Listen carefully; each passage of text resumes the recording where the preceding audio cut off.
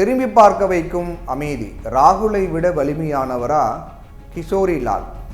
உத்தரப்பிரதேச மாநிலத்தில் இருக்கக்கூடிய அமைதி, ரேபரேலி மக்களவை தொகுதிகள் அப்படின்னு ஸ்டார் தொகுதிகளாக பார்க்கப்படுகிறது.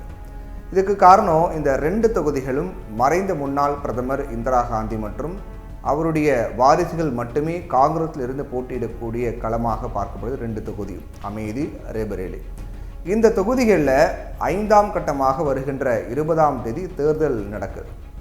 அமைதி தொகுதியில் இந்திரா காந்தியினுடைய மகன்களான சஞ்சய் காந்தி, அதே போல் மறைந்த பிரதமர் ராஜீவ் காந்தி போட்டியிட்ட ஸ்டார் தொகுதிகளாக பார்க்கப்படுது. 2019 வரை காங்கிரஸ் கட்சி தான் இந்த தொகுதியில் வெற்றி பெற்று வந்துச்சு. ஆனால் 1977, 1998 ஆகிய தேர்தல்களில் காங்கிரஸ் கட்சி தோல்வி அடைந்துச்சு. இதுக்கு காரணம் இந்திரா காந்தி எமர்ஜென்சியை அறிவித்ததற்கு பின்னர் நடந்த தேர்தல் மற்றும் 1998 நடந்த தேர்தலில் பாஜகவை சேர்ந்த சதீஷ் சர்மா காங்கிரஸ் கட்சியின் சதீஷ் சர்மாவை தோற்கடித்திருந்தார்.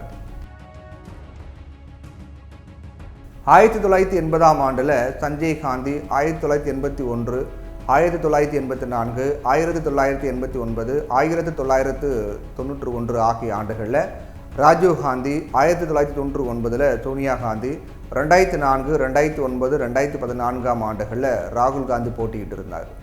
2019ஆம் ஆண்டு தேர்தலில் பாஜக வேட்பாளர் ஸ்மிருதி இரானியிடம் ராகுல் காந்தி தோற்றிருந்தார். அந்த ஆண்டில் வயநாடு தொகுதியிலும் இறுதிக்கட்டத்தில் வேட்புமனு தாக்கல் செஞ்சிருந்த ராகுல் காந்தி அங்கே வெற்றி பெற்றார். இந்த நிலையில தான் தற்போதைய தேர்தலையும் வயநாடு தொகுதியை தொடர்ந்து அமைதியில் ராகுல் காந்தி போட்டியிடுவார் அப்படின்னு பேசப்பட்டுச்சு. கடந்த சில நாட்களுக்கு முன்னாடி அது தொடர்பான அறிவிப்பு. இதில் திடீர் திருப்பமாக ரேபரேலி தொகுதியில் ராகுல் காந்தி போட்டியிடுவார் அப்படின்னும் அறிவிக்கப்பட்டிருக்கு. அவரை எதிர்த்து பாஜக சார்பில் தினேஷ் பிரதாப் சிங் போட்டியிடுவார் அப்படின்னும் அறிவிக்கப்பட்டிருக்கு.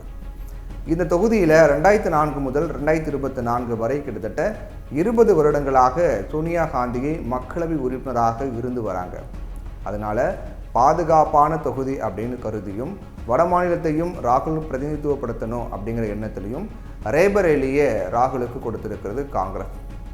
இதனால இப்போ அமைதி தொகுதியில் காந்தி குடும்பத்துக்கு நெருக்கமான கிஷோரிலால் சர்மா போட்டியிடுவார் அப்படின்னு காங்கிரஸில் அறிவிக்கப்பட்டிருக்கு. ராகுல் காந்தி 2வது தொகுதியாக ரேபரேலியில் போட்டியிடுகிறார்.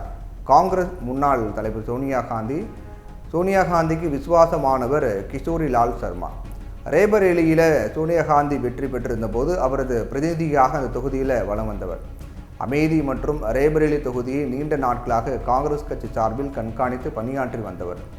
காங்கிரஸ் தலைமை இந்த 2 தொகுதிகளிலையும் எப்போவுமே உயிர்ப்புடன் இருப்பதாக பார்த்து கொண்டார் அவர். பஞ்சாப் மாநிலம் லூதியானாவை சேர்ந்தவர் கிஷோரிலால் சர்மா. இதுவரைக்கும் 1983ஆம் ஆண்டில் அமைதி தொகுதிக்கு அறிமுகம் செய்து வைத்தவர். இவரை 1983ஆம் ஆண்டு அமைதி தொகுதிக்கு அறிமுகம் செய்து வைத்தார் ராஜீவ்காந்தி.